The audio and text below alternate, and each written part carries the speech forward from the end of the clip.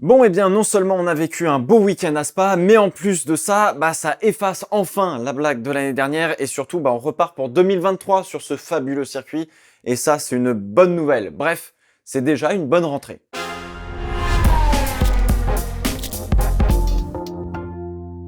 Salut tout le monde, bienvenue dans le Fast 5, 5 réactions sur le Grand Prix de Belgique 2022 de Formule 1 et c'est parti.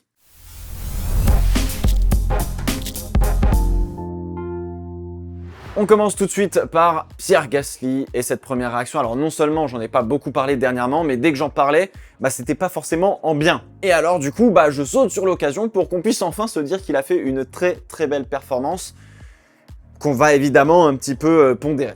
Qualifié P13, parti P8 ou presque, la voiture a décidé de pas s'allumer sur la grille de départ tout simplement. Du coup, retour au garage. Finalement, ça démarre et du coup, avec Tsunoda, les deux AlphaTauri s'est lancé derrière tout le paquet de fous furieux qui attaquaient le raidillon. D'un point de vue rythme, c'était plutôt pas trop mal, mais on va prendre des pincettes pour une seule et bonne raison. Alexander Albon. En fait, déjà, Pierre remonte pas trop mal dans le peloton en partant des stands et se retrouve, on va dire, dans un premier petit train, un petit peu au milieu de tout le monde. De là, il y a le choix d'undercutter tout le monde au tour 10 pour ressortir et rentrer des tours chrono en dehors du trafic. C'est exactement ce qu'il fallait faire, car quand on se bat en piste, forcément on perd du temps. Beaucoup de temps. Alors du coup, sur ce deuxième relais, choisir les hards, c'est se laisser un petit peu plus de choix et de manœuvres pour un peu plus tard en course. Mais du coup, les premiers tours du deuxième relais, faut quand même bien les aligner et du coup faire bien chauffer la gomme, bien faire fonctionner les hards et c'est jamais facile. Et boum, pendant le deuxième relais, Stroll commence à le recoller, il est en tête d'un petit train, devant il y a bataille entre Ricciardo qui est bloqué derrière Albon. C'est le moment de refaire un arrêt, mettre les médiums et sauter tout le monde une bonne fois pour toutes, rentrer des gros tours pour que à la fin des arrêts, il soit devant tout le monde. Alors il se retrouve dans un no man's land absolu à partir de là, puisque la Williams d'Albon bloque tout le monde derrière, donc il peut finir sa course entre guillemets un petit peu tranquillement. Alors au final, très bonne stratégie, très bien exécutée. La vraie question c'était de savoir quel type de pneus allait fonctionner, surtout sur ce deuxième relais. En règle générale, il y a eu beaucoup de dégradation, ou du moins plus qu'attendu, probablement dû au fait que, contrairement à vendredi et samedi, les températures et les conditions de piste ont pas mal changé, se sont pas mal réchauffées, on va dire, donc c'était ça qui était un petit peu différent. Donc prendre les hards, c'était plutôt pas trop bête pour faire un bon relais en milieu de course, une fois qu'on avait commencé avec les médiums. Ça permettait d'aligner des tours et ça permettait de se laisser l'opportunité, soit de passer des softs en fin de Grand Prix, un peu compliqué, ou alors des médiums une nouvelle fois. Ça ouvrait le champ des possibles pour les stratégies, donc ça c'était plutôt pas mal. Ça évitait de s'enfermer dans un schéma un petit peu trop, on va dire, pas assez variable entre guillemets. Un peu de manière similaire, remettre des médiums sur le deuxième relais, en fait ça permettait d'allonger en sachant qu'on pouvait attaquer puis finir avec des hards parce que du coup quand même les softs serait un petit peu trop risqué en termes de dégradation vu ce qu'on a vu en début de course. Bref, pour revenir sur Pierre, du coup, bonne qualif quand même. Le fait de pas perdre son sang-froid avec le problème du départ a quand même dû énormément jouer. Pas certain vu le rythme qu'il aurait pu aller chercher Vettel sans le problème du départ, mais bon, ça, malheureusement, on ne le saura jamais. Juste devant Aston Martin au classement, qui ont pourtant encore une fois fait une belle course, surtout avec Sébastien Vettel pour le coup. AlphaTauri n'est pas non plus très loin de Haas qui a floppé sur ce Grand Prix malheureusement. En soi, on attend entre guillemets une grosse perf une fois dans la saison, soit de Aston Martin, soit de AlphaTauri, un petit peu comme Magnussen à Bahreïn par exemple. On attend de ces écuries de faire cette grosse perf qui permet d'engranger de gros petits points. Gros petits points. Alors du coup, à voir à Zandvoort si ça continue sur la lancée, c'est quand même un circuit qui est assez différent, mais Gasly a clairement besoin de continuer à remettre les pendules à l'heure pour être un petit peu sexy sur un marché des transferts qui ne fait que s'animer dernièrement. Est-il sur cette liste des prétendants au baquet Alpine? On parle de 14 noms, selon Rosanna Tonnant ou Stoffel Van Dorn, je crois, d'une potentielle arrivée de Colton Herta chez AlphaTauri à la place de Gasly. Bref, là on est dans une période où tout est possible et ce qui pourrait être vrai hier le sera probablement pas demain. Mais comme je vous l'ai déjà dit, il faut que Pierre bouge pour prendre son envol en dehors de Red Bull et suivre un parcours un petit peu à la Carlos Sainz en termes de carrière. Pour essayer de s'affranchir de Red Bull et puis de commencer à se construire une vraie image en tant que pilote de Formule 1, et pas juste pilote Red Bull.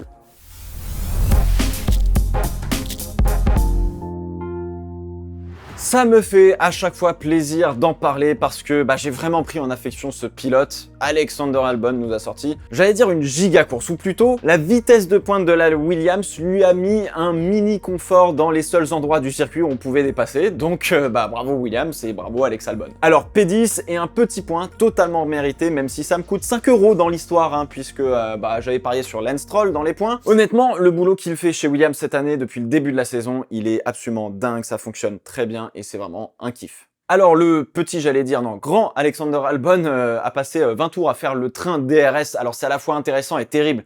Terrible parce qu'on se dit, merde, la frustration énorme de savoir que finalement, à part juste une bonne grosse erreur, les gars derrière, ils pourront jamais faire tout ce qu'ils veulent pour passer, parce qu'en fait, ils passeront jamais, quoi. Et c'est aussi intéressant parce qu'on se dit, mais va-t-il tenir avec sa charrette dans les virages? Parce qu'en ligne droite, la charrette, elle avance, hein. Et si jamais il y en avait un qui passait, en fait, derrière, ça voulait dire qu'Albon avait plus trop de pneus, et donc qu'il serait probablement redescendu bien bas, puisque, il se serait fait tout simplement bouffer au DRS avec des mauvaises sorties de virage, etc. Mais non, les pneus, ils ont bien tenu. Bref, Alex Albon a encore extrait tout ce qu'il a pu de cette voiture en partant P6, en retombant P10. Est-ce qu'il y avait plus à aller chercher? Honnêtement, je pense pas. Là, on arrive vraiment sur les propres limites de performance de la voiture. Alors du coup, pourquoi la Williams mettait un tarif aussi violent à tout le monde en ligne droite? Vous allez me poser la question. Bon, alors, selon les ingés, c'est le fait que sur ce circuit en particulier, leur package aéro est hyper efficient, de l'appui, mais pas beaucoup de traînée, et que surtout, la voiture arrive à mettre les pneus en température de la meilleure manière possible, la manière la plus parfaite. Ils ont aussi découvert qu'ils étaient particulièrement forts sur les freinages par rapport aux autres sur circuit, donc oui, la Williams à Spa, c'est qu'elle fonctionne bien là-bas, pas spécialement à cause d'un package particulier qu'ils ont amené, ils ont juste fait une découpe sur l'aileron arrière, qui a plutôt bien aidé quand même, mais surtout parce que les autres équipes ont eu de la difficulté en règle générale avec ce circuit où monter les pneus en température dans les grandes lignes droites, c'est pas facile. Alors juste un petit peu dommage pour Williams de pas avoir un autre pilote capable d'aller chercher et de maximiser autant qu'Alex Albon sur cette année. Latifi a montré qu'il pouvait quand même sortir une ou deux perfs l'année dernière, mais cette année c'est erreur sur erreur et pas de performance. Donc c'est dommage, c'est un petit peu frustrant parce que oui, c'est pas Verstappen ou Hamilton, le Latifi, mais c'est pas le pilote le plus ignoble qu'on caricature autant, je trouve, personnellement, donc bon, c'est un petit peu dommage. Alors c'est aussi frustrant parce que il y a un petit potentiel quand même dans cette Williams, mais ça passe par devoir changer Latifi, qui pour le moment ne performe pas assez. À voir ce que la silly season nous donnera, parce que au final, si on arrive à avoir ce petit potentiel chez Williams, ça peut intéresser des pilotes assez bons peut-être, meilleurs que Latifi, ou peut-être que ce sera juste Logan Sargent, j'en sais rien.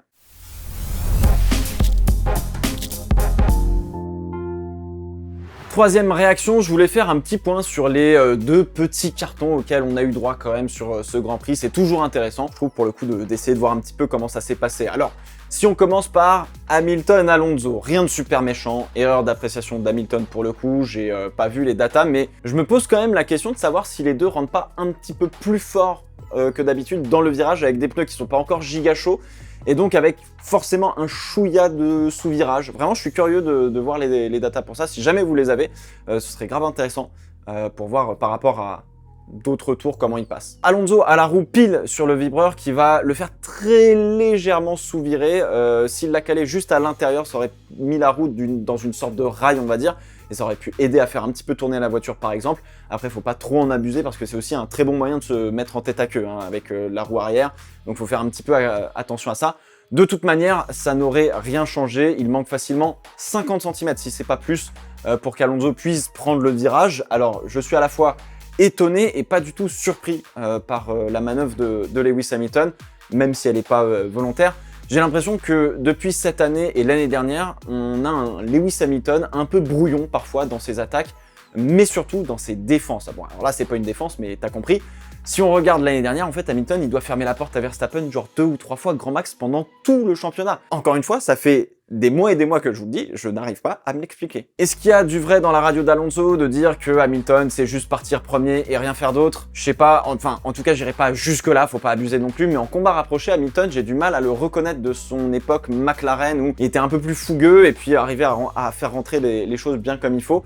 Et puis Hamilton, bon, c'est pas le genre à vouloir chercher l'accrochage non plus, bien au contraire, quoi. Il laisse toujours suffisamment de place. Bon, là, du coup, c'est une erreur de jugement, il l'a reconnu tout de suite. Enfin, je veux dire, c'est assez flagrant, il n'y a pas de mal. C'est aussi justice à la course, incident de course, aucune pénalité, moi ça me va.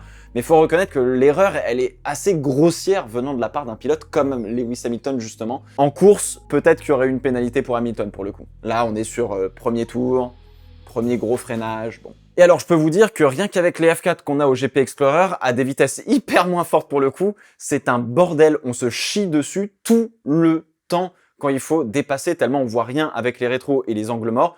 Vraiment, ça m'a fait hyper relativiser cette expérience, justement, de la difficulté de faire un dépassement, même simple, on se rend vraiment pas compte, mais c'est méga difficile de faire un dépassement, vraiment beaucoup plus qu'on ne le pense. Alors même situation avec Latifi et Ocon, Latifi sous-vire en entrée car il rentre probablement un petit peu fort, et après c'est des coups de bande de billard entre guillemets, Ocon chope le vibreur, tire tout droit, Latifi en anticipant prend un petit peu large, un petit peu trop large, le bac à gravier, le dérapage, Ocon évite de justesse, et c'est sur Bottas que ça tombe, putain. Alors si vous avez eu la chance de faire un track walk à Spa-Francorchamps, sachez que le bac à gravier en sortie des combes, là où s'est enfoncé Valtteri Bottas, vous vous enfoncez hyper facilement dedans. Donc à moins de pas perdre de vitesse et passer dedans rapidement, vous vous tankez d'une violence sans nom. C'est terminé, dès que tu mets le pied là-dedans, Alors au final, cet enchaînement avec du gravier désormais demande au pilote d'être généralement un cran en dessous pour éviter typiquement ce que l'on a vu avec Latifi. Il faut montrer du respect à la piste parce qu'elle vous laissera pas vous tirer d'affaire sans payer. Et ça, du coup, je valide. Erreur d'appréciation là aussi. La piste sanctionne, terminé, au revoir. Bon, malheureusement, celui qui est le plus sanctionné, c'est quand même Bottas. Putain.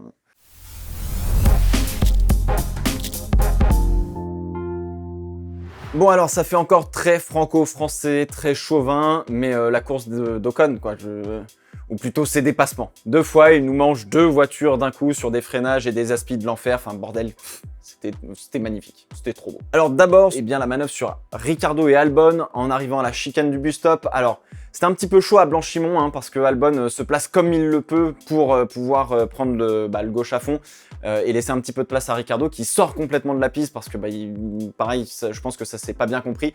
Il lâche même l'accélérateur pour éviter un carton. Alors du coup, Esteban, il voit un petit peu la chose venir, il anticipe, prend Blanchimont un petit peu plus serré et se retrouve complètement à gauche. La voie est libre pour planter son plus beau freinage. Bam, ça passe, tranquille. On en prend 2 d'un coup sec et puis on s'en va quoi. En plus, je crois que Albon rentrait au stand à ce moment-là. Enfin bref, Ricciardo, il avait surtout pas la bonne place. Puis bon, je vais pas vous faire un dessin, hein, ceux qui, comme moi, résument ce qu'est la course automobile parce que leurs premières émotions, c'est Hakkinen-Schumacher sur la ligne droite Kemmel en 2000 avec Ricardo Zonta au milieu, ont probablement eu une petite joie intérieure qui a réveillé le gamin de 8 ans, en tout cas chez moi. Voilà. Donc, merci Esteban. Alors là, c'est particulier parce que ce move, faut que les gars de devant n'aient pas fait la meilleure sortie du premier virage, de l'épingle de la source donc. En témoigne la traction médiocre que prend Gasly, et en plus il avait des vieux pneus je crois. Du coup, Vettel passe avant le raidillon, va être, quoi qu'il arrive, le dindon de la farce parce que il aura que son moteur et pas d'aspi. Gasly reprend un peu de vitesse quand même grâce à l'aspi de Vettel. Arrive un gars derrière là, à qui on a dit Overtake Available, qui appuie sur le bouton illico pour avoir toute la puissance, prend le raidillon en laissant la partie du cerveau qui génère la peur dans les stands GT qui étaient juste à droite, voit qu'il revient tellement vite dans le cul de Gasly qu'il lâche un chouïa l'accélérateur histoire de reprendre un petit peu de survirage parce que sinon c'est un tout droit à cause du dirty air. Il se replace parfaitement et puis une fois que Gasly a choisi une ligne, il n'y a plus qu'à terminer de prendre la speed Vettel et de choisir l'autre côté tout simplement. Alors du coup, freinage tardif des familles sur un Gasly un petit peu en PLS avec ses pneus et qui va se faire reprendre par Vettel d'ailleurs dans le virage après les combes, c'est Bruxelles je crois. P16 à P7 pour Esteban Ocon, merci bonsoir, master class, bravo. J'en profite juste aussi pour souligner le méga start de Fernando Alonso, encore une fois, hein, grâce à un Pérez qui était un petit peu aux fraises. Tout ça enfonce le coup face à McLaren qui ont été un petit peu absents sur ce Grand Prix de Belgique.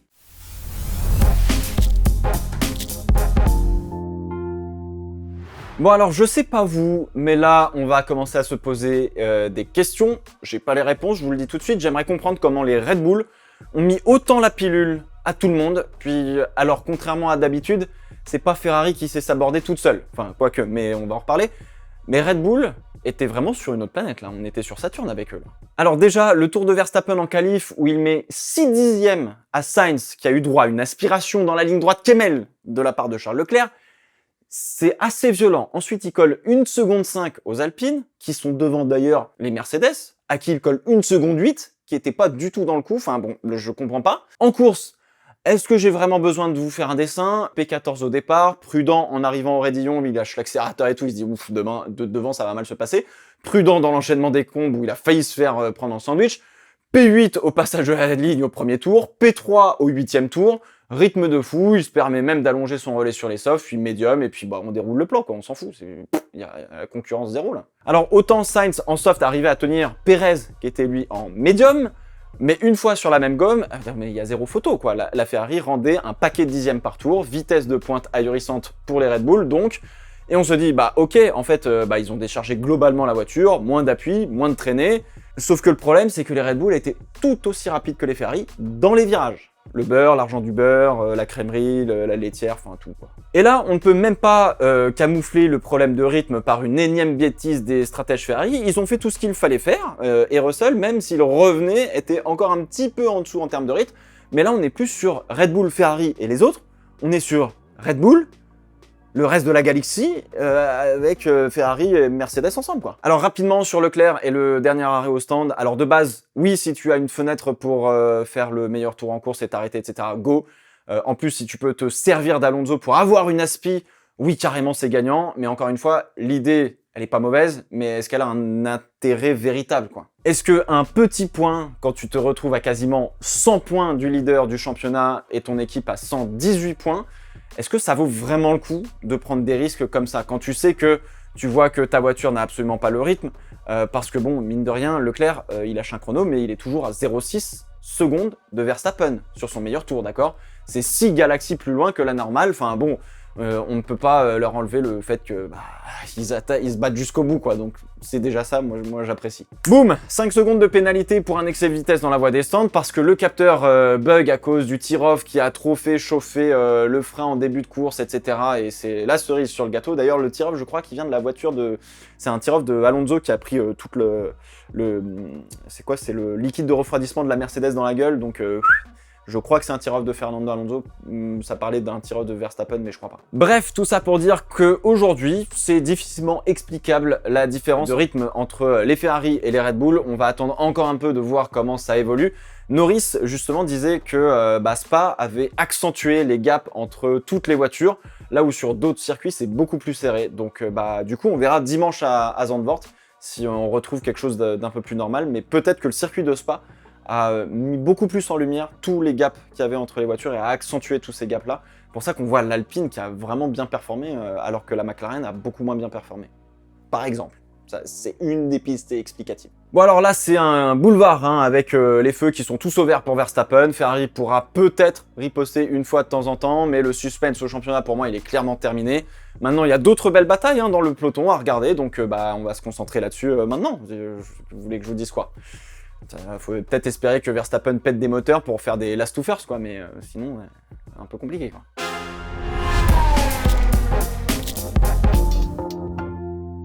Allez, je vous lâche avec des bonus. Bon, c'est un week-end difficile pour Théo Pourchaire, avec notamment un problème sur la voiture le dimanche. Il pointe maintenant à plus de 40 points de Drugovich. 3 week-ends restants pour essayer d'aller chercher le titre en F2. En FIA F3, ça a été la galère aussi pour Victor Martins et Isaac Hadjar. Peut-être un petit peu moins pour Hadjar, dû surtout en fait à une qualif qui a été compliquée et qui a été avortée dans les dernières tentatives. 2 week-ends restants pour la FIA F3 pour départager les 2 Français, Oliver Biermann et puis qui vient pointer le bout de son nez, Arthur Leclerc. Bref, là aussi il y a un vrai suspense qui est incroyable, donc à regarder la FIA F3. Voilà, c'est la fin de ce Fast 5, j'espère qu'il vous a plu. N'hésitez pas à me donner vos réactions dans les commentaires. On se retrouve la semaine prochaine pour le Fast 5 du Grand Prix des Pays-Bas.